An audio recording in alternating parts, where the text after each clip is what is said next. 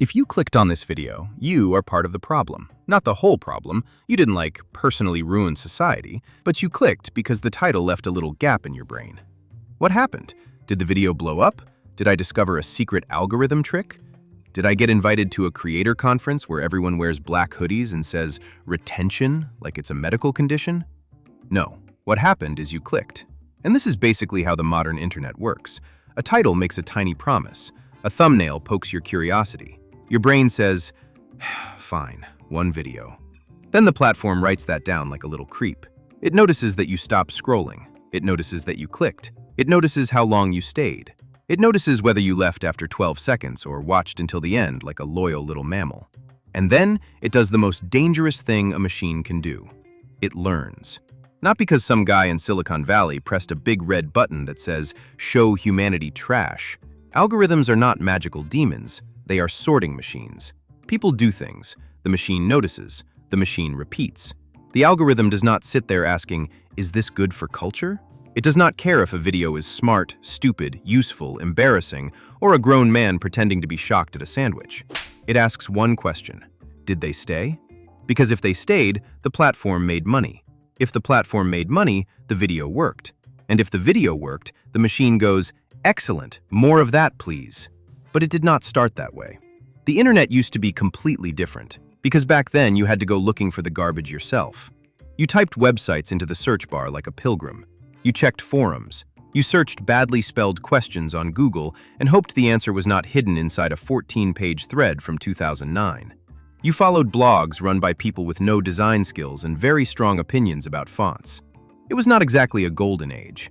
Half the internet was broken links, pop-ups, fake download buttons, viruses, and a man named DragonLord92 explaining politics in a forum. But it was more manual. The old internet felt more like a map. You chose where to go, even if where you went gave your computer a disease. Then everyone started uploading everything. Videos, posts, photos, reactions, tutorials, live streams, reviews, fake reviews, real reviews that sound fake, and podcasts where two men discuss productivity for 3 hours. And by that point, the old internet broke because it was just too much stuff and too little attention.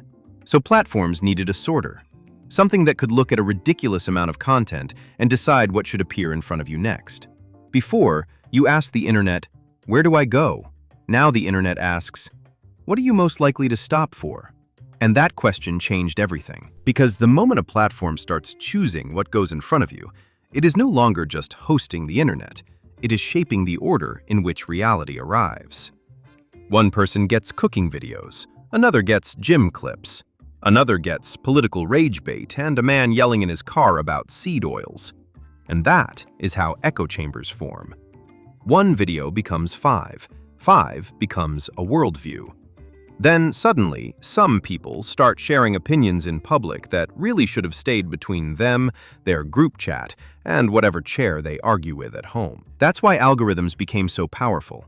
People are very bad at choosing what they want, but very good at revealing what they cannot resist. Now, the reason people hate algorithms is because algorithms feel personal. If a billboard shows you garbage, you blame the billboard. If a TV channel shows you garbage, you blame the channel. But if your feed shows you garbage, it feels like the machine looked into your soul and found a raccoon eating Doritos. Which, to be fair, it kind of did. The algorithm is not really looking at who you are. It is looking at what you do. There is a difference. It cares what you actually click. You can tell yourself you are a serious person. You can tell yourself you like documentaries, books, long walks, and international cinema. But if every night at 1:17 a.m. you watch videos titled, Angry Customer Destroys Waffle House, the machine is going to make some assumptions. This is where the whole thing gets annoying, because the algorithm is usually not giving you what you think you want. It is giving you what you actually respond to. Because everyone wants to believe they are being dragged down by a powerful system. And yes, the system is powerful. Obviously. These companies have more data than some governments and the emotional warmth of a parking meter. But the first signal usually comes from you. You clicked, you paused, you watched, you shared. If you comment something like, this is so stupid, you may think it's moral criticism, but in fact it's just engagement.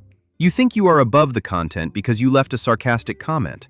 The platform thinks, great, he typed, show him 3 more. So if you spend 10 minutes watching a billionaire apologize in a beige room with a ukulele, the platform does not go, "Ah, yes, this user is studying the collapse of public relations in the creator economy." It goes, "Beige room, ukulele, scandal, more." And then your feed gets worse. You see, trash wins because trash is efficient. A smart video has to earn your attention. It needs setup, context, maybe even one complete thought, which on the internet is already asking for a heroic level of emotional stability. A dumb video can explain itself in half a second. Someone is yelling, someone is crying, someone is being exposed. Someone ordered a sandwich so large it needs a structural engineer. A raccoon is eating Doritos at a gas station. You understand the premise instantly. Anger, drama, humiliation, fear, all of these are fast emotions, just enough to catch your eye while you doom scroll while taking a dump. A title that says, "I did something stupid, here's what happened," opens a tiny little loop and your brain wants it closed. That is why so much of the internet starts to look the same. If calm titles worked better, everyone would use calm titles. If thumbnails of spreadsheets worked better, YouTube would look like a tax office with a comment section. But that is not what usually works. What works is big emotion, simple conflict, immediate curiosity, and the faint promise that something embarrassing might happen. So everyone adapts, including creators. The faces get bigger, the titles get dumber, the thumbnails look like someone just found a ghost in their credit report. Every video becomes an experiment, a warning, a confession, or a man pointing at something with his mouth open. This is also why I am a bear. The part that gets lost is that nobody has to choose the worst version of the internet on purpose.